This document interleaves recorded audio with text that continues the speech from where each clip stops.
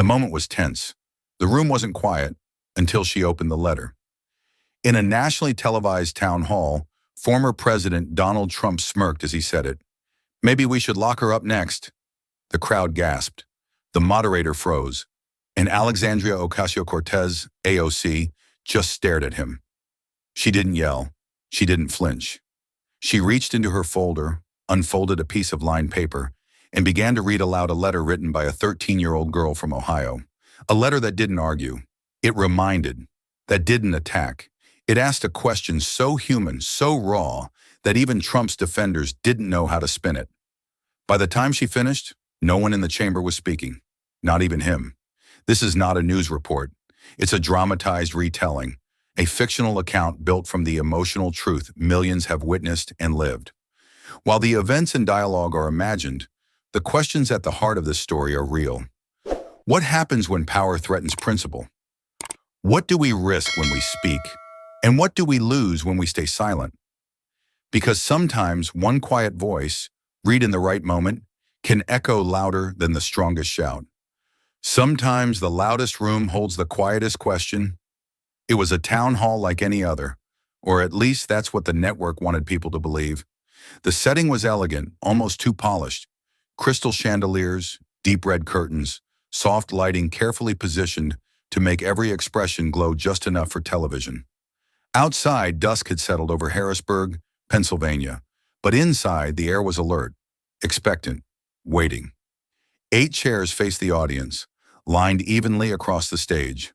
Most were already filled, governors, analysts, familiar cable faces. But the seat at the far left remained empty, until Alexandria Ocasio-Cortez stepped into the light. She wasn't flanked by handlers or photographers. She entered with quiet purpose, one hand holding a slim black folder, the other brushing the edge of her blazer as she adjusted it, almost absent-mindedly. She didn't wave. She simply nodded to the moderator, then sat down. There was something still about her, not stiff, measured, like she was listening for something no one else could hear yet. In the third row, a woman leaned to her husband and whispered, "She looks younger in person." He didn't reply. His eyes were fixed on the screen behind the stage, which flickered gently to life. The former president would be joining remotely. His frame appeared centered in a gilded room, surrounded by warm golds and deep shadows. He wore his signature smirk, already comfortable, already ready. The moderator cleared her throat. "We want this to be a conversation," she said, smiling too tightly. "We want respect, candor, and yes, civility." AOC didn't shift. Her fingers rested on the folder in her lap, pressing gently at the edge as if checking for something inside.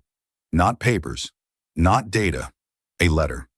Written in uneven handwriting, mailed with no return address, and opened quietly in her office just 3 days before. It was only 4 sentences long, but those 4 sentences had stayed with her in a way policy memos never did. She hadn't planned to read it.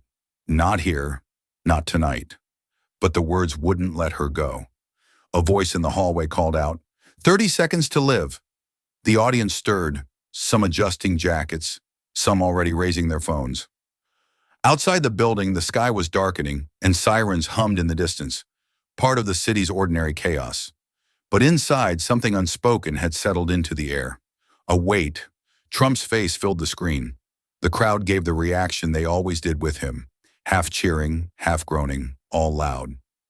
AOC looked up once, briefly, not to him, to the rows of faces looking back at her.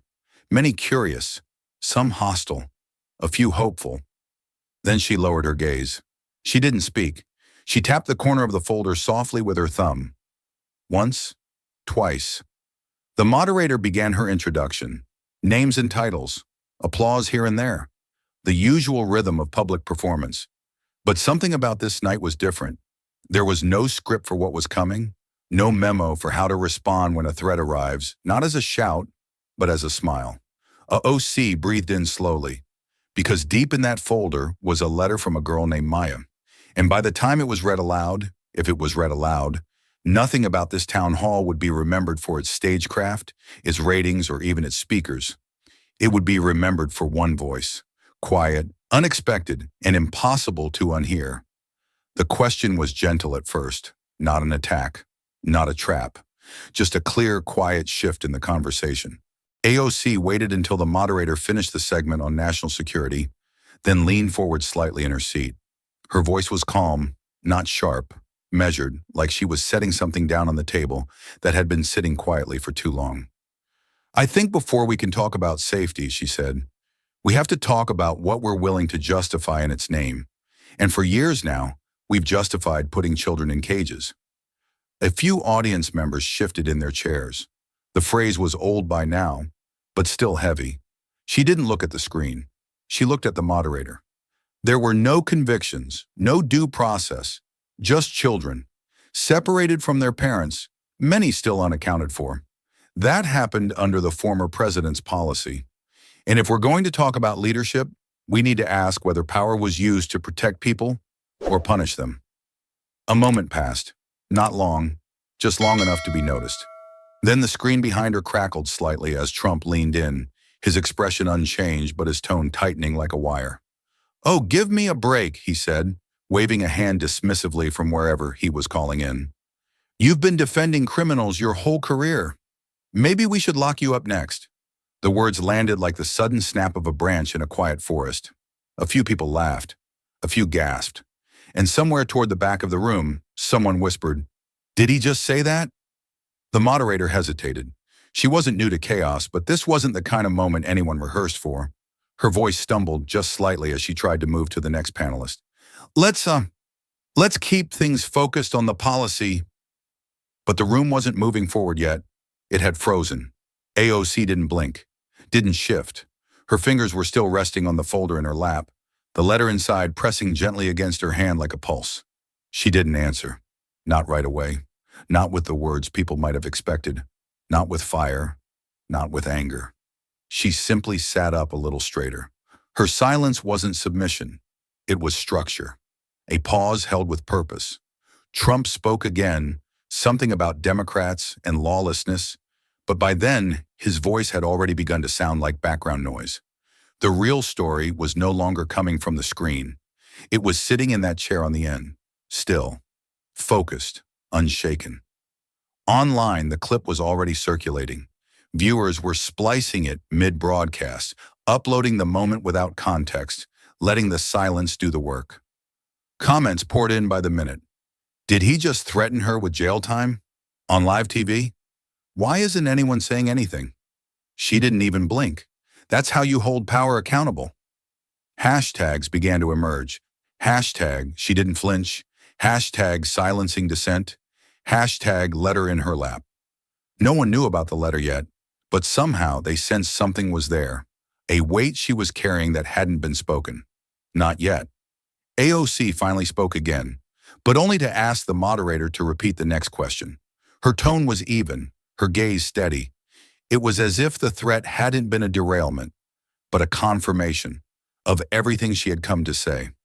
The panel moved on, but the audience didn't, and neither did the country, because something had cracked. Not just decorum, not just the format, but a deeper question about what kind of language we were now willing to accept from those in power, and who would stand still when it was aimed at them. Backstage wasn't quiet, but it wasn't chaotic either. It was the kind of noise that doesn't come from shouting, but from people trying not to. Rushed voices layered over clacking heels, muffled radios, and the low hum of stage hands moving with purpose. Luce was pacing in tight lines, jaw set, her phone gripped in one hand like she might crush it. "I'm sorry, but did that actually just happen?" she said to no one in particular. He threatened a sitting member of Congress with jail time on live television, and people are laughing about it. She stopped walking, turned toward AOC and waited for a reaction. None came. Not right away. AOC was seated on a folding chair near the far wall, just out of the main traffic. The sharpness of the studio lights hadn't followed her here, and in the soft backstage glow, she looked still, not rattled, not aloof, just focused, like someone listening to an inner frequency the rest of the room couldn't hear. She set her black folder on her lap and opened it slowly, fingers brushing past typed memos and policy summaries. Somewhere between a clipped headline and a hand-scrawled briefing note, her eyes paused. There it was, the envelope. No logo, no return address, just Congresswoman AOC in carefully curved handwriting. Blue ink, a single postage stamp pressed slightly off-center. She had received it 3 days ago. Her staff had sorted it into the read later pile. Luce had mentioned it offhandedly during a rushed morning meeting. Looks like a student letter. Sweet. Maybe read it on Sunday? But something about it had stayed with her, and now without noise, without ceremony, she opened it again. Inside, a single piece of lined paper, folded once. The writing was large, slightly tilted, like the hand behind it wasn't quite finished growing. "Dear AOC," my teacher cried after watching you. "They told her not to talk about my mom getting deported. But she did anyway. She showed us your video. If they silence you, who's left to speak for us?" Maya, the 13th AOC, read it once, then again, and then she just sat with it, eyes fixed on the page, body still. The room outside might as well have disappeared. Luce finally broke the silence. "Alex, we need to respond. Not tomorrow. Tonight. The press is already circling this. He crossed a line, and if we don't draw one back, we will," AOC said gently, without lifting her eyes. "Just not the way they expect." She folded the letter again, precisely along its original crease, and slid it back into the envelope, like she was returning it to something sacred. Luce blinked. "You're not going to clap back?" AOC shook her head. "We're not clapping back," she said softly. "We're reading this." The words hung in the air, not dramatic, not defiant, just quiet and full. Outside, the murmur of cable news panels was building, commentators parsing tones, strategists spinning motives, viewers looking for winners and losers. But in this room, none of that mattered. In this room, there was just a letter from a child, a question too honest to ignore, and a decision made, not in anger, not in fear, but in clarity. Tomorrow, people would expect her to fight back. Instead, she would speak forward, and she would begin, not with a soundbite, but with the voice of someone the cameras had never met. Maya lived in a small town just outside Columbus, Ohio, in a quiet brick apartment building that sat across from a shuttered gas station. It wasn't the kind of place people visited or even noticed much, unless they had to. The bus stop out front didn't have a bench, the mailboxes stuck sometimes, and the only tree that bloomed in spring grew sideways, leaning away from the building like it was trying to find more space to breathe. She was 13, but looked a little older when she didn't smile, which lately was most of the time. Her mother worked nights cleaning medical offices, often leaving just as Maya was finishing dinner. They would pass each other in the hallway, exchanging a hug, sometimes a folded grocery list, sometimes nothing at all but a glance that said, "Be safe." Her mother never said the word undocumented out loud, not even at home. But Maya had known what it meant long before anyone explained it. She learned it the way children learn most things that matter, by the things adults don't say. At school, her favorite class had always been civics. Ms. Halpern was young, wore mismatched earrings, and spoke like she believed the Constitution still had work to do. She taught them about protests, the Bill of Rights, and how laws were written. She used phrases like, "Government belongs to the governed," and would say, "Democracy doesn't run on silence." But one day that changed. It was after a string of ICE raids in a nearby county. Some kids didn't come back to class that week. Others came back, quieter. Miss Halpern mentioned it gently, just said she knew some families were feeling scared, and that no one should feel alone in a country that promised liberty. The next day she was gone. Officially she was on leave, but the substitute wouldn't say why. And Maya, sitting in the second row, kept her hand down for the first time that year. The silence after that wasn't just in the classroom. It followed Maya home, into the kitchen, into the dreams she didn't always remember. Her mother avoided the news. She stopped going to the corner store. Maya noticed the way they both held their breath when a knock came at the door. And then one night, everything shifted again, but in a different way. Her mom was asleep, the house dim except for the glow of the TV in the living room. Maya sat cross-legged in front of the screen, bowl of cereal half finished beside her, watching something she wasn't supposed to stay up for. It was a live broadcast, a town hall, big words, loud voices. She didn't know all the names, but one of them caught her attention. AOC, the woman on the left side of the stage, still, calm, serious in a way that felt real. She didn't shout, but when she spoke about children in cages, Maya listened. Then it happened. A man on a screen, Maya recognized him, cut her off, laughed, said something about locking her up.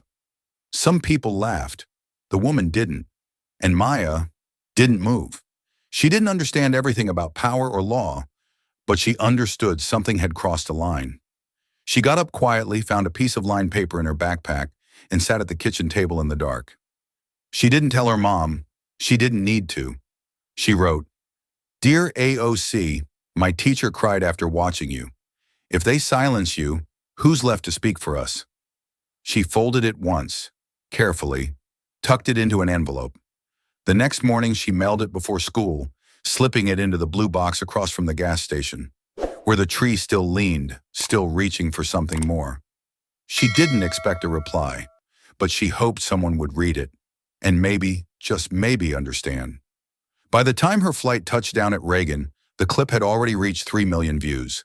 Within hours, it was part of the morning news loop, an endless replay of the moment Trump's voice rose, the threat unfurled, and the room fell strangely quiet. Commentators debated tone. Former aides parsed meaning. Pundits shouted over each other about whether it was just rhetorical. But in Alexandria's D.C. office, the noise felt far away. Not because it wasn't real, it was, but because some things, when loud enough, begin to sound hollow. Luce sat on the couch in her office, her laptop open, tabs multiplying by the second.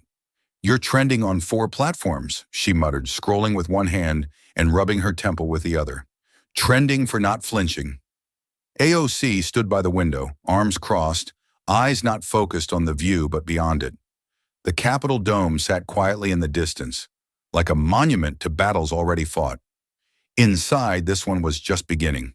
Stacks of mail had started arriving that morning, some scrawled by hand, others typed in block font. There were messages of encouragement, of rage, of confusion. One envelope simply said, "Go back to where you came from." Another said, "Thank you for staying still when everything else wanted you to break." She didn't read them all. She didn't have to, because the only letter that mattered right now was already open. Laid flat on her desk, creased once down the middle. She picked it up gently, like something living. "Dear AOC, my teacher cried after watching you. If they silence you, who's left to speak for us?" She read the words out loud, not for the first time, but this time slower. The room listened in its own quiet way. Luce looked up from the screen. "We could issue a press statement," she offered. "Condemn the threat, call it what it was. That way, we set the record straight before anyone else defines it." AOC didn't respond immediately. She placed the letter back on the desk, smoothed the edges, and let the silence linger. Then she turned and sat down, not behind her desk, but beside it, closer to where Luce sat. "No," she said gently, "we don't issue a defense." Luce raised an eyebrow. "Then what do we issue?" "A reminder." Luce waited. She knew better than to interrupt when the tone shifted like that. "A reminder," AOC repeated, "that the people who speak the least often see the most, that a child's question can expose more truth than a politician's argument, and that this whole machine, this spin, this noise, was never built to hold voices like hers. So when it shakes, that means we're doing something right." The sun had begun to move across the room, slicing gentle shadows through the blinds. Outside, traffic hummed. The news continued. More interviews, more talking points, more attempts to name what had happened. But in this space, a different current moved. AOC picked up the letter again, folded it slowly, and placed it in the inner pocket of her bag. "She gave me her voice," she said quietly. "I'm going to use it." Luce closed her laptop. No hashtags, no clever phrasing, just a choice. They wouldn't yell back. They wouldn't match threat with threat. They would show up steady and unshaken, with a letter written in blue ink by a girl in Ohio, whose words, if spoken out loud in the right room, might just echo far beyond it. The hearing was scheduled for Tuesday morning. House oversight. Topic: the rising use of inflammatory language and implicit threats in public discourse. On paper, it sounded procedural, measured. Another official moment in a long stream of Capitol Hill order. But everyone knew it was more than that. Especially this time. Especially after that town hall. The invitation came quietly. Hand-delivered to her office with a printed seal. No press alert, no headlines. Just a signature at the bottom from the committee chair and a line that read, "You are invited to provide testimony." It wasn't mandatory, but it was a request wrapped in urgency. A space had been made. AOC didn't hesitate. "We're going," she said to Luce, before Luce had even finished reading it aloud. The plan wasn't complicated. She would speak calmly, lay out the facts, acknowledge the moment without dramatizing it. But what she carried into that room would not be another policy brief. It would be something quieter and heavier. She intended to read Maya's letter. It was Luce who raised the first flag, not out of disagreement, but caution. "They'll say it's emotional manipulation," she said. "You know how they are. They'll twist it before the words even finish leaving your mouth." Alexandria nodded. She knew Luce wasn't wrong. The next day, the pushback came. This time not from critics, but from her own side. A senior aide from leadership called her office. Courteous, measured, but clear. "The focus needs to remain institutional," he said. "You've already made your point. Don't give them an excuse to say you're making it personal." Another text came later, from a colleague she respected. "Use the time to talk law, not letters." By late afternoon, a quiet pressure had built, the kind that doesn't shout, but leans. People weren't telling her not to go. They were just suggesting she stay inside the lines, that she keep it safe, civil. But the lines hadn't kept Maya safe, and civility hadn't kept her teacher from disappearing. So that evening, in her office, while the hallways quieted and staffers left for the night, AOC sat at her desk with the letter again in her hand. The paper had begun to soften slightly from the number of times she'd unfolded and refolded it. She traced her finger lightly over the signature at the bottom. Maya, 13. There was something about the way she'd written the M, like it wanted to stand taller than the rest of the word. Luz stood by the door, waiting. She didn't need to ask what the decision was. She already knew. "They're going to come after you harder for this," she said gently. Alexandria looked up, then down at the paper in her hand. "They didn't silence Maya," she said quietly. "I'm not going to do it for them." There was no performance in her voice, no defiance, just clarity. Because this wasn't about headlines or strategy. It wasn't even about Trump anymore. It was about who got heard and who didn't, about who counted, and who was told politely to wait their turn. She wasn't planning to make a scene. She wasn't planning to raise her voice.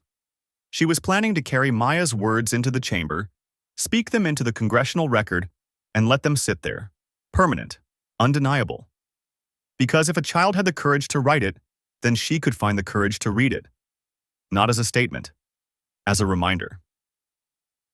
The marble halls of Capitol Hill never changed. Same quiet gravity in the corridors, same soft echo of footsteps against history. But this morning, the air felt heavier. Not with chaos, but with something quieter. Charged, expectant. AOC arrived earlier than usual, not to grandstand, just to breathe. Outside, reporters circled like rain clouds, shouting questions not meant to be answered, only captured. Inside, staffers in dark suits whispered and rushed, as though the fate of the Republic depended on correctly placing a water bottle. When she stepped into the hearing chamber, the temperature dropped, not literally, but perceptibly. Cameras turned, notebooks opened. A few aides on the other side smirked before their bosses had even arrived. They already had their phrases pre-written, attention-seeking, emotional bait, not serious. But she didn't come to answer them.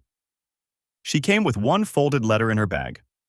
On the second row, behind the witness table, her mother sat quietly. Maribel. She had never liked these public spectacles, too noisy, too shallow. But today, she came without hesitation. Not to be seen, just to bear witness. Their eyes met for only a second. It was enough. As the hearing opened, committee members filed in with practiced neutrality. Trump's allies, sharp ties, sharpened tones, were already whispering to reporters nearby.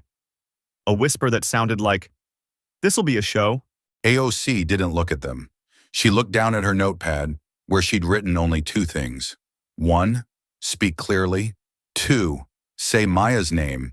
Chairman Hartley gavelled the room to order. The media turned their lenses toward him, but their eyes stayed on her.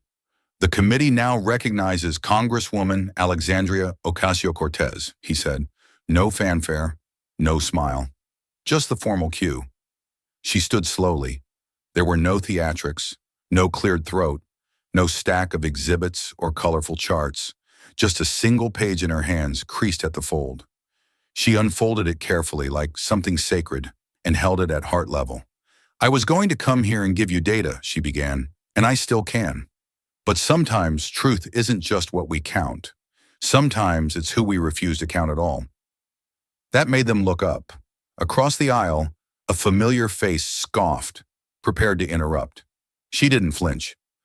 I received this letter 2 nights ago. It was written by a 13-year-old girl named Maya. She lives in Ohio.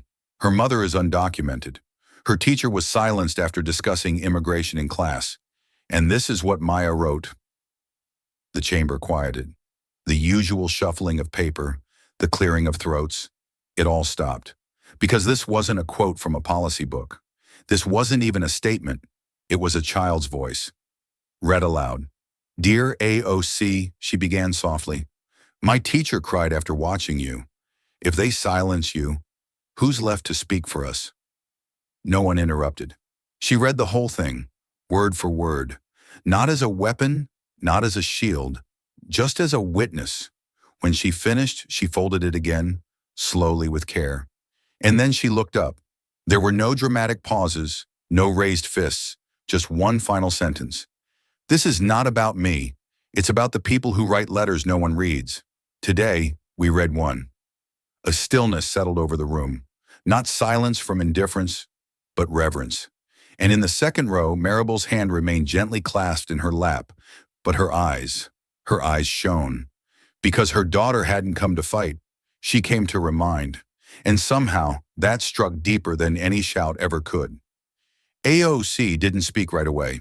She adjusted the microphone, took a quiet breath, and allowed the hum of cameras and rustling papers to settle into stillness. The committee room wasn't made for tenderness. It was built for gavel strikes and partisan volleys. But today she brought something that didn't belong here, and maybe that's exactly why it mattered. I want to begin, she said, voice low and steady, by acknowledging the nature of the threats that came after our last town hall. She reached into her folder and laid a few printed pages on the table. Emails, tweets, a scrawled note mailed to her office in Queens. None of it sensationalized. She didn't name names. She didn't amplify the ugliness. Just read a few lines aloud. You should be arrested for treason. We're watching you. Sleep light. Next time you defend illegals, remember who's listening. The words fell flat, cold and familiar. No shock value, just exhaustion. The kind that settles into a person's bones after months of pushing through it. But I didn't come here to ask for sympathy, she said, sliding the threats aside. I came here to ask something else. She lifted a single envelope, cream-colored, creased at the fold. She held it for a second, between two fingers, like something fragile. This letter was written by a 13-year-old girl. Her name is Maya. She lives in Ohio, and she wrote this after watching what happened the other night. She unfolded the page slowly, carefully, as though it might fall apart in her hands if rushed. Then she read, Dear AOC, my teacher cried after watching you. My mom held my hand. She said, maybe you'd understand. If they silence you, who's left to speak for us? No one moved. The tension in the room shifted. Not dramatic, not cinematic, just heavier, like something invisible had quietly taken a seat among them. She continued, I don't know if this letter will get to you, but if it does, can you read it out loud? Because my mom doesn't let me talk about this at school anymore. Because someone came to our street last week and didn't knock. Because my teacher says she could lose her job. Because we're told not to ask questions. But I still have them. AOC's voice didn't break. It didn't waver. It remained clear, steady, and soft. The way someone speaks when they know yelling won't help, but silence would hurt more. She finished the letter with the last line. I don't want to be brave, I just don't want to disappear. The room stayed silent long after she stopped speaking. Not the kind of silence that follows confusion or awkwardness. The kind that settles in when something true has just been said. She folded the letter again, pressed it flat, then laid it on the table in front of her, gently, almost like an offering. I've brought charts before, she said finally, her voice no louder than before, and footnotes and legal precedent. But today I brought a question, Maya's question, and until we answer it, nothing else we debate here matters. No rebuttal came immediately, no motion to strike. Even the usual skeptics on the opposite side of the aisle seemed still. A few eyes darted toward the cameras, unsure whether to react or retreat. And in the second row, her mother didn't clap, didn't nod, just watched, her hands folded, her expression unreadable, except for one thing, pride held in stillness. This wasn't a performance. This was presence. A breath had barely passed after AOC placed the letter down when a voice broke the stillness, sharp, nasal, and cocky. Well, that was moving, a Republican representative quipped from across the aisle, shifting in his chair as if trying to reclaim control of the room. But are we here to cry or legislate? A few quiet snickers followed from his side, not many. Even some of his colleagues winced at the timing.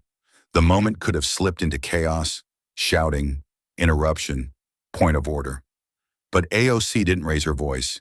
She didn't even lift her head right away. She blinked slowly, then met his gaze with a calm so steady it pulled everyone back in.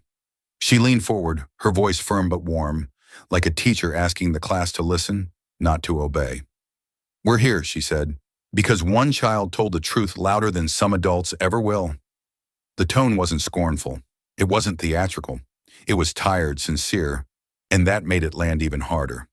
A stillness followed again, but this time not of discomfort. It was of recognition. Across the room, a young staffer at the edge of the chamber turned to her phone and hit record. Not for the press, just instinct. She knew it was a moment. Outside, the clip made its way online before the hearing even ended.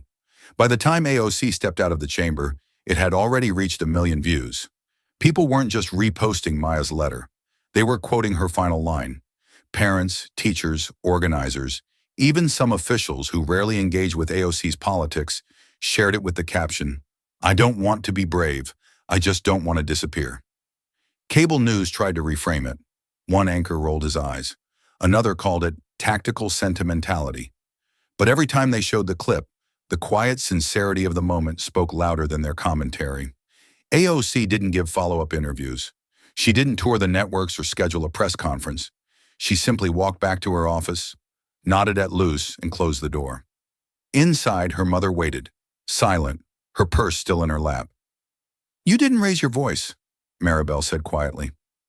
No, AOC replied, gently folding the letter again. I just helped someone else find hers. That night, #Maya was watching trended in 5 countries. No speechwriter could have scripted it, because sometimes the most powerful political moment starts with a question a child dared to ask when adults chose not to. By dawn, Capitol Hill wasn't the only place stirring. Across the country, phones lit up with the same message. #read the letter. It began with a clip, a quiet voice in a loud chamber, a folded piece of paper held gently in one hand, and a single line that cut deeper than any argument. If they silence you, who's left to speak for us? A teacher in Arizona recorded herself reading Maya's words to her class, her voice trembling just slightly on the word disappear.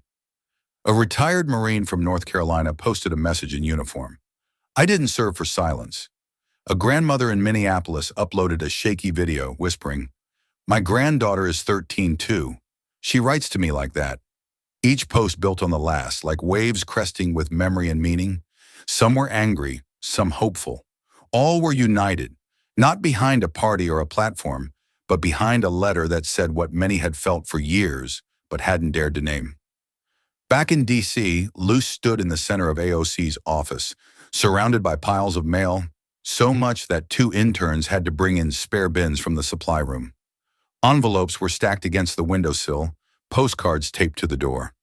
Someone had even delivered a bouquet of crayons and markers from a fifth-grade class in Illinois, with a note, "We're not old enough to vote, but we're old enough to feel." She looked over at AOC, who was pouring coffee as if nothing was different. Luce's voice cracked with half laughter, half disbelief. "We're going to need a second office just to open all this." AOC smiled, the kind of smile that held both gratitude and a deep awareness of the responsibility beneath it. "We'll read everyone." By noon, the official congressional email server had flagged their inbox for unusually high activity. There were thousands of messages, each with subject lines like, "My son asked why Maya had to write that letter. I was silent once, no more. Read this one next, please." AOC didn't rush to respond. She didn't turn the moment into a campaign ad. She didn't post dramatic selfies or rehearse outrage. She simply walked out into the hallway, letter still folded in her coat pocket, and nodded to each staffer who passed her. They weren't just colleagues today. They were carriers of something that had outgrown any one office, any one person. Later that afternoon, Luce found a letter written in thick pencil, barely legible but urgent. "I'm 9. I don't know politics, but when you said her name, I felt brave. I want to feel brave again." Luce placed it gently on AOC's desk. They didn't need to print another statement. They didn't need to defend or explain or debate. The flood wasn't a backlash. It was a release, a soft surge of people who'd been holding their breath, now finally exhaling. That night, when the office lights dimmed and only the city buzz remained, AOC stood by the window, fingers resting lightly on Maya's envelope. In the silence, she whispered something not for cameras or headlines, but only for herself. They were never just watching, they were waiting, and now it had begun. It started as a grainy video, no title, no hashtags, just a woman seated in a plain classroom with posters peeling slightly at the corners, and a whiteboard smudged with the day's lesson. Her voice cracked before she even began. "My name is Ms. Reynolds. I've been Maya's teacher for 2 years. And yes, she wrote the letter." She paused, hands folded tightly in front of her, as if trying to hold something inside. "And yes, I cried when I read it. I cried again when I saw Representative Ocasio-Cortez read it in Congress, because it reminded me that no matter how silenced we feel in here, our students are still finding ways to speak." She looked off camera for a moment, perhaps to compose herself, perhaps because the emotion had nowhere else to go, and then nodded once, softly as if to say she had more to give. "I didn't know she sent it. She didn't ask permission. She didn't need to." That clip spread like a spark in dry wind. Within an hour, it was picked up by local outlets in Ohio. Within 3, it was captioned in Spanish, then Vietnamese, then Arabic. Teachers around the country began sharing it, tagging it with their own notes. "We have Maya's too. She spoke for my class today." But it was what came next that made the nation pause. 12 seconds, that's all. A second video, clearly filmed with trembling hands, maybe her mom's, maybe a friend's, showed Maya herself. She wore a purple hoodie zipped to her chin. Behind her, the living room light flickered. She didn't look into the camera right away. When she finally did, her eyes searched gently, not for attention, but for courage. "I didn't want her to feel alone," she said. Then she blinked and the clip ended. That was it. No dramatics, no background music. Just a child trying to explain something so big with words so small. It didn't matter. 4 million people watched that video in 12 hours. On Capitol Hill, AOC was in a meeting when Luce burst in, phone in hand. She spoke. AOC paused mid-sentence, accepted the phone without question, and watched in complete silence. When the clip ended, she didn't say anything at first. She just handed the phone back and looked at the others in the room. That's the only statement that matters this week. Cable news scrambled to catch up. The same networks that had once called her too radical now showed Maya's clip on repeat, framing it as a moment of rare humanity. But online, the message wasn't political. It was personal. People commented, "She didn't want her to feel alone. Now I don't either. That's the bravest 10 seconds I've seen in years." Why did this make me cry at work? That evening, a man in rural Texas shared a TikTok of himself watching Maya's clip. He said nothing, just wiped his eyes. That post alone hit 1 million views. In the hallway outside her office, AOC passed a janitor who gave her a quiet nod. "That girl's got a good heart," he said. "She does," AOC replied, "and now the world knows it." No speech could have carried the weight that Maya's 12 seconds did. It wasn't polished. It wasn't planned. But it was pure. And in a world that often rewards the loudest voice, Maya reminded millions that sometimes the softest one can carry the furthest. And behind all the headlines, all the noise, there was now a child, a classroom, and a letter. Still unfolding. Still echoing. The sunlight over the Capitol dome filtered through the tall windows of a modest meeting room tucked behind the larger chambers. Papers rustled gently as a dozen members of Congress, some in suits, some with sleeves rolled, others in quiet contemplation, gathered around a rectangular table. At its head, AOC sat without spectacle. No cameras, no grand gestures. Just a notebook open, a pen balanced between her fingers, and Maya's letter neatly folded beside her. "This isn't just a reaction," she said softly, scanning the room. "It's a framework. The Civic Shield Act. That's what they had come to shape. The idea had been brewing in her since the oversight hearing, but Maya's voice, 10 seconds of gentle defiance, had solidified it into something urgent, something real. The act would propose federal protections for teachers, whistleblowers, and students who faced institutional retaliation for speaking up about immigration enforcement, civil rights violations, or politically sensitive topics. Not a spotlight bill, but a safeguard. Something to hold the line quietly so others could speak more loudly. Across from her, Representative Matthews from Colorado leaned in. "It's ambitious. Protecting educators who name injustice? That's going to rattle some cages." AOC gave a small smile. "That's why we're not making noise. We're laying bricks." It wasn't just Democrats in the room. 2 Republicans had shown up, quiet moderates, rarely on the headlines. One of them, a former teacher himself, spoke after a long silence. "I don't agree with everything you say, Congresswoman, but I saw that little girl's video. That wasn't politics. That was decency, and it's been missing from this place for too long." No one clapped, but no one interrupted either.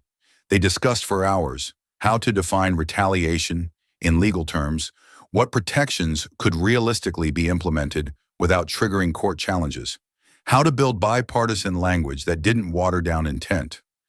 Every clause was carefully weighed. Luce occasionally stepped in with policy notes or pulled articles from a folder labeled Precedent 2016 to 2023. Outside, the media was still cycling through hashtags. Inside, something steadier was forming. By mid-afternoon, AOC stood up, walked to the whiteboard, and began outlining the core principles. Federal protection for educators discussing immigration justice, legal shielding for minors who report abuse or retaliation, accountability measures for school districts pressured by outside agencies.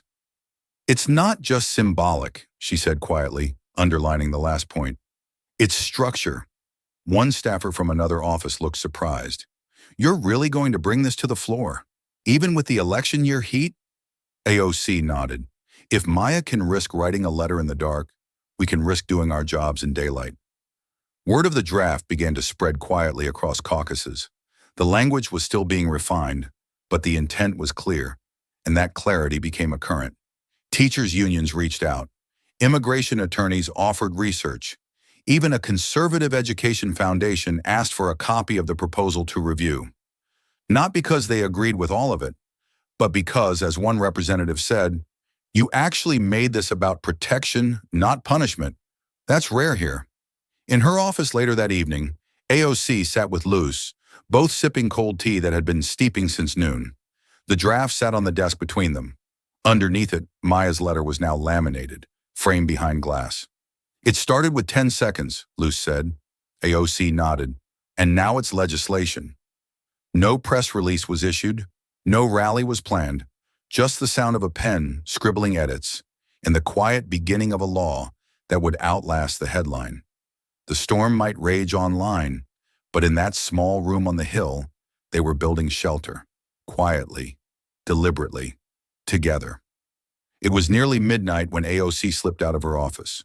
Coat unbuttoned, scarf forgotten somewhere under a stack of unfinished letters. The Capitol was quiet, but not restful. The kind of quiet that feels like it's holding its breath. She sat on the back steps alone, phone in hand, screen glowing in the cold. She hesitated before dialing. Her mother's number was muscle memory, but the question trembling behind it wasn't. 2 rings. Then Maribel's voice, calm and familiar. Mija? AOC didn't say anything at first, just exhaled. I'm okay, she finally murmured, though she wasn't sure if that was for her mother or for herself. There was a pause. Then softly, tell me the truth, Alexandria. I'm just... AOC blinked hard, watching the mist of her own breath fade into the air.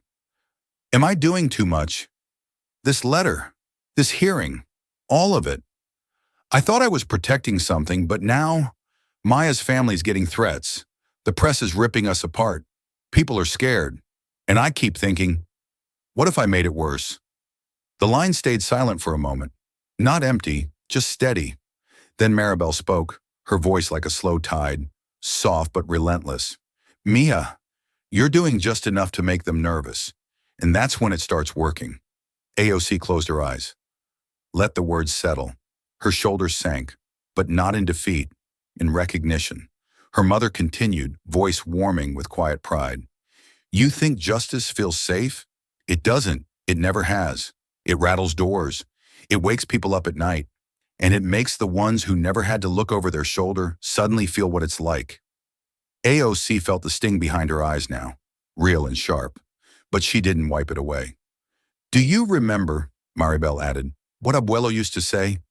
El silencio no es paz, es la pausa del miedo. Silence isn't peace, it's just fear taking a breath. That broke something loose. AOC let out a sound that was half laugh, half sob. He always said it right before saying something that would get him in trouble. Maribel chuckled. And he said it anyway, just like you. AOC nodded, even though her mother couldn't see. The cold air pressed in, but her grip on the phone tightened, anchored. I don't want Maya to be afraid, she whispered. Then teach her how to be brave through it. She's watching you. So are thousands of other girls. And you don't need to be perfect for them. You just need to stay standing. Another beat of quiet passed between them. A sacred pause, like the kind that happens before someone chooses not to flinch. I love you, Ma. I love you more. They hung up. AOC didn't move right away.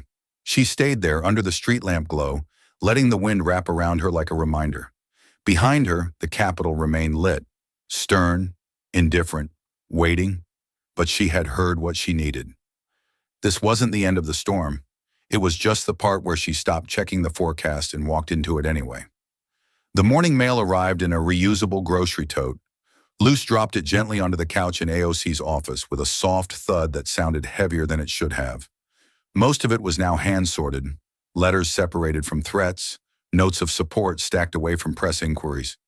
But one envelope, resting on top, had no return address and no typed label. Just for Representative Ocasio-Cortez, in slightly shaky cursive. Luce handed it to her without a word.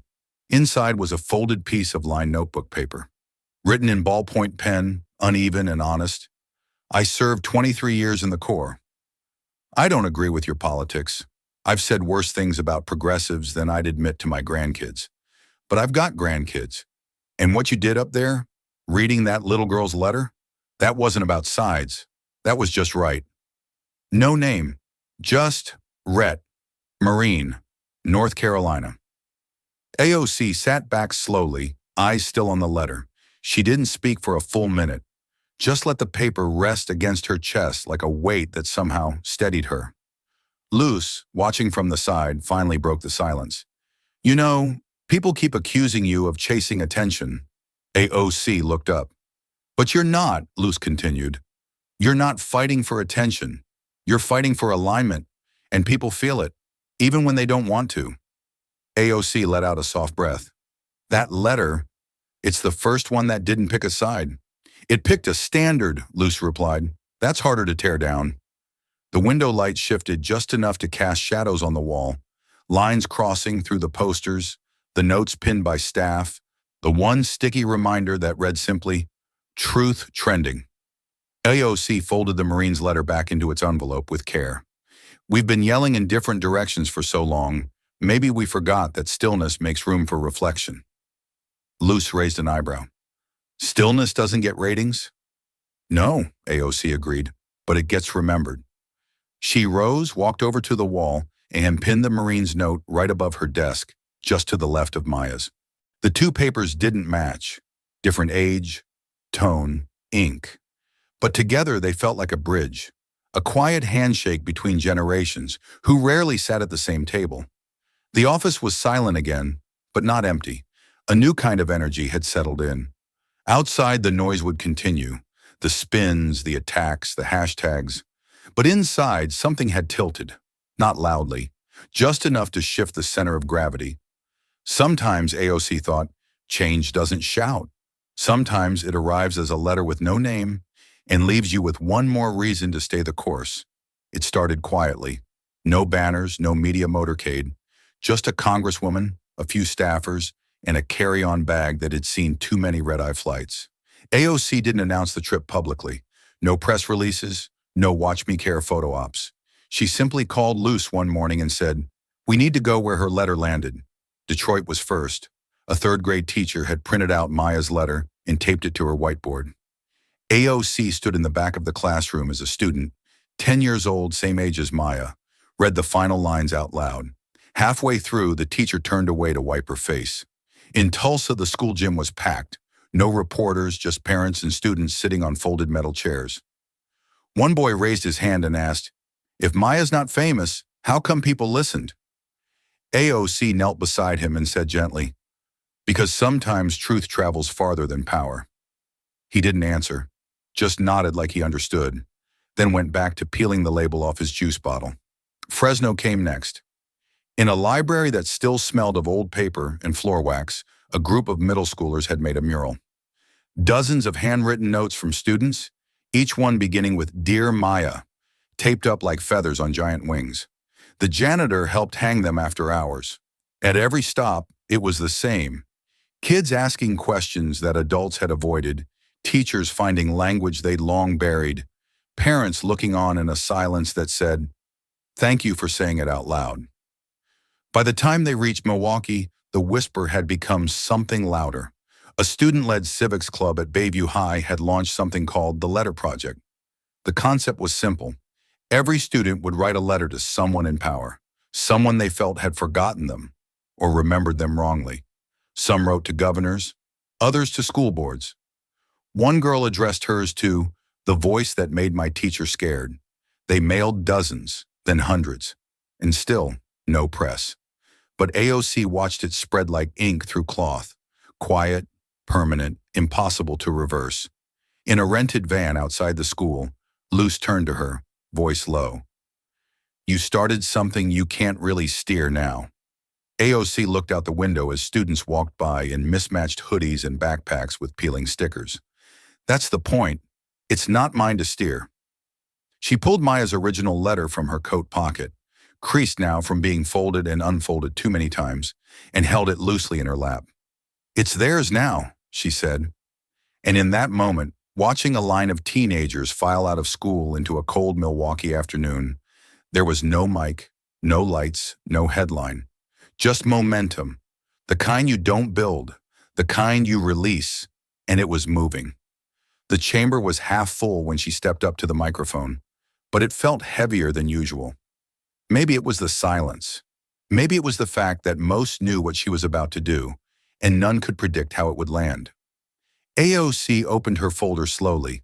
The pages were crisp, newly printed, but the words had been written over months, drafted from hallway conversations, policy sessions, and the inked-out margins of Maya's letter. It was called the Civic Shield Act. Simple name, sweeping aim. It would establish federal protections for whistleblower educators and students who report bias, threats, or political coercion within public institutions. It was, in effect, a line in the sand. You can't punish people for telling the truth, even when they're too young to vote. The clerk read the bill aloud as protocol required, but the words felt brittle coming from someone who hadn't lived them. When it was time for debate, the first hand to rise came from the other side of the aisle. A GOP representative from Georgia stood and scoffed. "This is emotional legislation, not constitutional, a reaction to a letter and a hearing clip that went viral. That's not lawmaking, it's performance." The room tensed. Some Democrats murmured. Others looked toward AOC. She waited, not out of hesitation, but out of clarity. Then she walked slowly to the well of the chamber, Maya's letter in hand. She didn't raise her voice. She didn't pace. She simply looked up and began. "This is not performance. This is persistence. For every student who's been told to shrink themselves to fit someone else's comfort. For every teacher who rewrites history to avoid political punishment. For every parent who's afraid their kid will be marked ungrateful for asking the right question." She held up the letter, a now famous crease down the middle, still visible.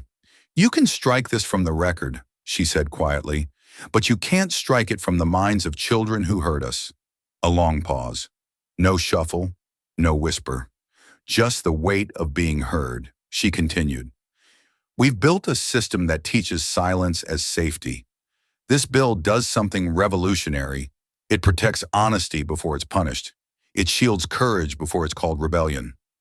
Cameras flashed, not from the press pit, but from aides, from gallery visitors, from one teacher sitting alone in the balcony who had flown in from Missouri after reading about the hearing. By the time AOC returned to her seat, no vote had been cast, but the debate had shifted. The next morning, her full remarks appeared online, not through a network, not through her office, but through a teacher's YouTube channel in Nebraska who titled it simply, "What They Should Have Taught Us in School." Within 48 hours, it had 8 million views. Clips circulated like wildfire, especially one moment where she glanced down at Maya's words and whispered, "If truth has a home, it better have a lock." It wasn't just a speech, it was a shift. Students in Ohio paused debate club sessions to screen it. Parents forwarded the link to principals. A retired superintendent in Vermont added it to their staff training folder with a note, "This is what resilience looks like." Back on the Hill, opposition remained, but it was no longer confident, and that mattered. Luz walked into AOC's office 2 days later carrying a stack of letters that had arrived in a single day. One envelope read, "My kid never asked about politics until your bill. Thank you for giving them a reason to." AOC read it, smiled faintly, and added it to the growing pile. "This isn't just legislation," she murmured to Luz. "It's language. And once language changes, so does everything that follows." The Capitol looked different when you weren't being watched. No crowds, no press vans parked outside, no aides rushing to adjust ties or clear space. Just the quiet hum of old buildings breathing between headlines.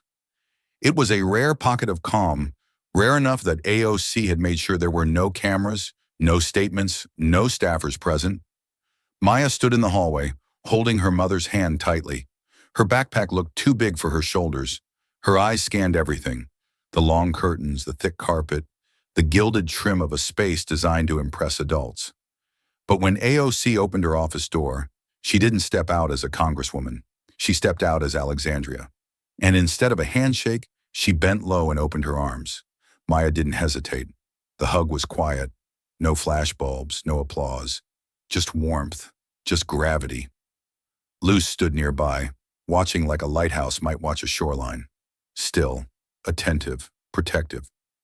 When AOC pulled back, her hand stayed lightly on Maya's shoulder. "I've been waiting a long time to meet the girl who reminded Washington what heart sounds like," AOC said gently. Maya blushed. Her voice was small. "It was just a letter." AOC smiled. "No, Carino, it was a compass." They sat together on a soft bench by the window. Outside, the dome of the Capitol stood still in the sunlight, unmoved by storms or praise. Inside, one voice had already shifted its center. AOC pulled out a folder, not the one she used for speeches, but one labeled with a gold sticker, Maya's folder. Inside were printed screenshots, teachers holding signs, kids in classrooms reading her letter aloud. Letters from other children, some scribbled in crayon, others typed with near-perfect punctuation, all inspired by her words. Maya flipped through slowly, her eyes wide, occasionally glancing up at her mom, who nodded through her own tears. AOC leaned in. "You didn't just write a letter," she said softly. "You moved a room full of power. And more than that, you moved what they thought could matter." Maya was quiet for a long moment, then barely above a whisper, "Do they hate me now?" The question broke something in the room. AOC took her time before answering. "Some people will never like what makes others brave. That's not your burden. That's their boundary." She reached into her desk and pulled out something small, a worn pin with the word courage etched in simple font. She handed it to Maya. "This used to be mine," she said. "It helped me remember what mattered when I felt too small for these halls. But I think it belongs to you now." Maya turned it over in her palm, silent. Luce, from across the room, finally spoke. "You've reminded us that truth doesn't need a microphone. It just needs someone not afraid to hold the paper." They stayed for nearly an hour. No big speeches, no policy talk, just drawings, snacks, quiet joy.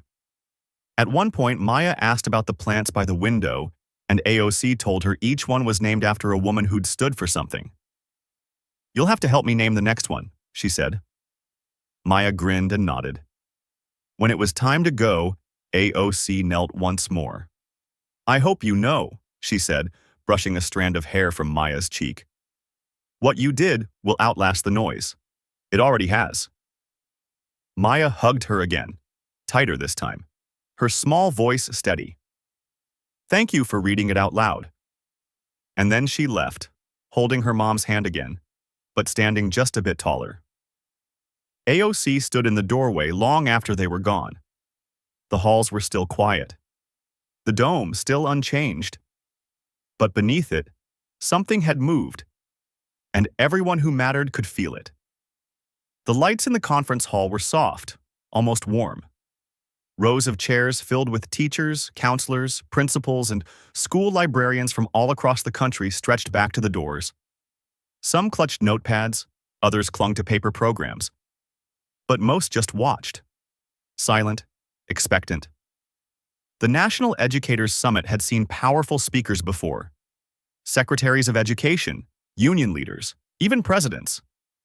But the atmosphere now was different. Not formal, not rehearsed.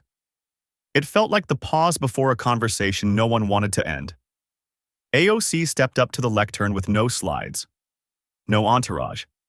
Just a slim stack of notes and a heart that carried too much to fit into bullet points. She paused, letting the hush settle around her. "Before I begin," she said, her voice gentle but steady, "I want to speak not as a congresswoman, but as someone who was once the daughter of a teacher, the student of a silence, and now someone who refuses to let either of those things be erased." Scattered applause. She nodded once, then began the story. Of a girl in Ohio. Of a letter written under a blanket. Of a teacher who cried, then dared to post the truth. Of classrooms in Milwaukee reading her words aloud, teachers framing them on their walls. Of Maya. She never said her full name. Didn't need to. Everyone knew. "I've stood on house floors," AOC said, "and watched grown men flinch at the sound of empathy. I've heard the smirks in their voices when they called this movement performative. But if your performance makes them tremble, maybe it's not performance. Maybe it's power they don't want to name." Murmurs of agreement began to rise in the audience, then quieted again as she continued. She spoke of the Civic Shield Act, of the veteran who wrote in support, though he'd never voted for her, of the threats that came after, of her mother's words that kept her from stepping back. And she spoke of the educators, those who refused to erase their students' questions, who stayed late to make sure no one felt alone, who whispered truth even when curriculum didn't allow it to be shouted. "You didn't take an oath to be loud," AOC said, eyes scanning the front rows. "But you've shown this country that some of the strongest defenders of democracy never even raised their voices. They just raised children." A woman in the fourth row dabbed at her eyes. A man beside her reached for a pen but didn't write anything. He just needed to hold something still. Then came the moment no one expected. AOC held up a plain sheet of paper.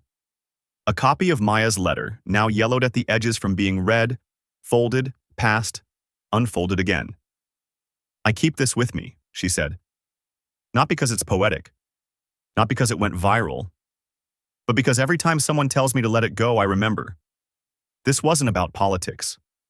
It was about presence. About a child who saw the space where adults had disappeared and chose to fill it.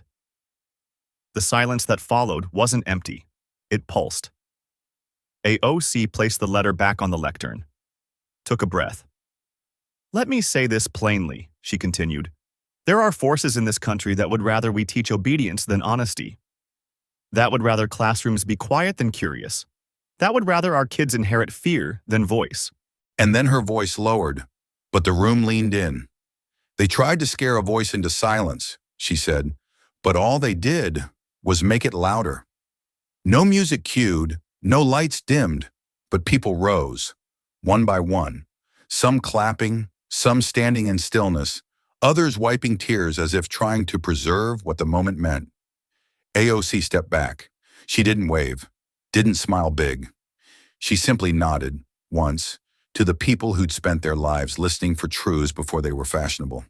Then she turned, walked off stage with the same grace she'd brought in, and left behind not just a speech, but a room full of educators reminded of why they stayed. It began in the back room of a church in Jackson, Mississippi. Not a large congregation, not even a formal Sunday. Just 10 people, 3 mothers, a high school janitor, a grandmother with a cane, and a few teenagers with secondhand Bibles, sitting in folding chairs. One of them stood and unfolded a paper she'd printed from her daughter's school newsletter. Her voice cracked when she read Maya's words aloud. Nobody clapped. Nobody interrupted. They just listened. Then the grandmother, Miss Laverne, murmured, "She's 12, and she's braver than most grown folks I know." Someone whispered, "Amen." 2 states over, in a Vermont high school auditorium, it looked different. There were homemade signs. One read, "Truth doesn't need a hall pass." Another, "Protect our pens." Students passed out envelopes, urging each other to write their own letters, to their reps, to their teachers, to each other. One junior stood on the bleachers and shouted, "If Maya can speak, we can't stay quiet." The crowd roared back, not chaos, but clarity. It was loud, but it wasn't noise. In Phoenix, the paint hadn't even dried when someone took a photo. A stretch of wall along 7th Avenue, usually reserved for band posters and graffiti, now carried a portrait of a small girl with her arms crossed and her eyes steady. Above her, in looping blue script, the mural read, "If they silence her, they silence us all." By the time the sun set, that image had been reposted 80,000 times. A teacher in Albuquerque printed it and tacked it next to her whiteboard. A pastor in Ohio printed it for his bulletin. A cafe owner in Seattle framed it above the register, right beside a sign that said, "Your voice matters. Ask for Maya's blend. $1 goes to school libraries." The ripple wasn't organized. It wasn't a campaign. There was no hashtag strategy. Just people, picking up what felt true and handing it forward. A quiet rebellion, one letter at a time. In New Orleans, a group of college students built a website archiving letters written by children. Some short, some messy, all raw. A 9-year-old's note read, "I didn't know I could write to power until Maya did." In Kansas City, an art teacher let his students redesign old protest posters using lines from Maya's letter. One banner read, "Being small doesn't mean being silent." Another had only 3 words, "She mattered first." And in Des Moines, a retired librarian started hosting Friday afternoon read-ins at her house. She called it the living room for letters. Teens showed up with notebooks, coffee, nervous jokes. But when one girl read a poem called "The Day They Listened," nobody laughed. They just passed around a worn copy of Maya's letter and said nothing for a while. Sometimes the most radical sound is quiet agreement. Meanwhile, in cities with more cameras, a strange thing happened. Politicians who had mocked the letter began backpedaling. "We misunderstood the context," one said on cable news. "It's not about politics. It's about literacy." Another claimed he'd always supported student engagement. People noticed the change, but they didn't credit them. They credited the pressure, the kids, the murals, the mothers who weren't asking for permission anymore. And across the country, old divisions softened. Not erased, but softened. A Republican sheriff in Utah posted the letter to his office bulletin. A progressive senator in Illinois quoted it during a policy briefing. Neither coordinated. Neither asked for applause. Both just acted like it mattered. Back in New York, AOC received a box, no return address, inside over 200 folded papers, letters, crayon drawings, a hand-stitched patch that read, "I am Maya's classmate." At the bottom of the box, a sticky note. "You didn't spark this. You just made sure it kept burning." She held the note for a long time, smiled just barely, then tucked it into her journal. Somewhere out there, a girl had written down what others were afraid to say. And now, from Phoenix walls to Vermont rallies, from Jackson whispers to Seattle cafes, the echo was everywhere, and it was only getting louder. The apartment was quiet, save for the faint hum of a radiator and the soft scratching of pen against paper. AOC sat cross-legged on the floor by the window, journal open, fingers ink-stained, eyes tired but steady. She wasn't drafting legislation or responding to press. She was writing to herself, something she hadn't done in months. The chaos had settled for now. No alerts, no hearings, no speeches, just stillness, and the weight of everything that had unfolded since that small envelope from a girl in Nevada had arrived. Her pen paused mid-sentence. Then she wrote, "Change didn't come from my voice. It came when I listened to hers." She underlined hers, not for emphasis, for gratitude. There had been moments when she almost gave in, when the threats felt too personal, when the attacks bled beyond politics and into cruelty, when even allies grew quiet, calculating. But then came Maya's words, too young to be strategic, too honest to be ignored. AOC leaned back and scanned the pages before her. Pages filled with fragments, lines from town halls, observations from school visits, snippets of chalkboard poetry left behind by students. In the margin of one page, she had scribbled something Luce said that stuck with her. "You're not fighting to win. You're fighting to remind people what they deserve." She closed her journal for a moment and glanced around the room. On the bookshelf sat a printed copy of Maya's letter, gently creased. Next to it, a patch from Milwaukee's Letter Project. Above her desk, the crayon drawing from that second-grade class in Detroit. She hadn't framed it. She liked it as it was. Taped, a little crooked, real. Then her phone buzzed once, a message from her chief of staff. Fox News ran a piece, said Maya's letter softened America more than any speech in a decade. They didn't even sound sarcastic. She smiled just a little, then opened the journal again. She began a new page. This job never teaches you how to protect your own heart, but this letter did. It reminded me why I ran, not to speak louder, but to make sure no one like her ever goes unheard again. She paused, tapping her pen against the edge of the book. There was something quiet, almost sacred about watching a moment become memory. A breeze slipped through the cracked window. In the distance, church bells rang. Below her building, a group of kids laughed in Spanish. Life was still happening. That, too, was part of the work.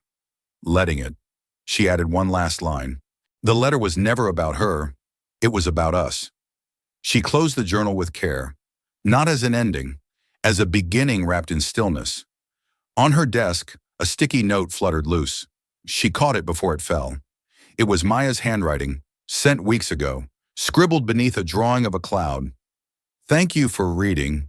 I just didn't want anyone to feel alone."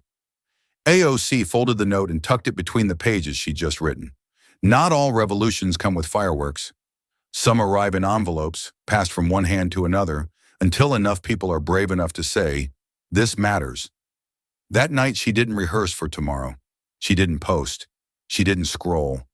She just let the silence be a kind of punctuation. Somewhere in America, someone else was writing. A letter, a speech, a sign, a line in a journal. And that, she knew, was the real legacy of the moment. Not the headlines, not the hashtags, but the unseen hands now picking up the pen. The final image, her desk, softly lit. The journal closed, and a single line superimposed on the screen in handwritten script. The letter was never about her. It was about us. This story reminds us that real change often begins not with power, but with empathy. A child's letter, honest, unpolished, and deeply human, became more powerful than any speech. It pierced through noise and ego, not to shame, but to awaken. AOC's response wasn't just political, it was personal, reflective, and rooted in listening. That kind of leadership, the kind that doesn't claim the spotlight but shares it, is what builds lasting impact. We're often told big problems need big voices, but maybe what we need most are brave whispers, passed hand to hand, until they can't be ignored. What's one quiet voice in your life you've been meaning to listen to more deeply? If this story touched you, don't let it stop here. Like, share, and subscribe to Alexandria Rising Stories, where every voice matters and every story echoes far beyond the screen. This story is a fictionalized and dramatized narrative created for educational, inspirational, and storytelling purposes. While it may be inspired by real public events, people, or societal issues, it includes imagined dialogue, reconstructed scenes, and character interpretations meant to highlight broader themes of justice, dignity, and resilience. Any resemblance to actual events or individuals beyond public knowledge is purely coincidental. We do not intend to defame, mislead, or harm, but to invite reflection and meaningful conversation. Thank you for watching Alexandria Rising Stories.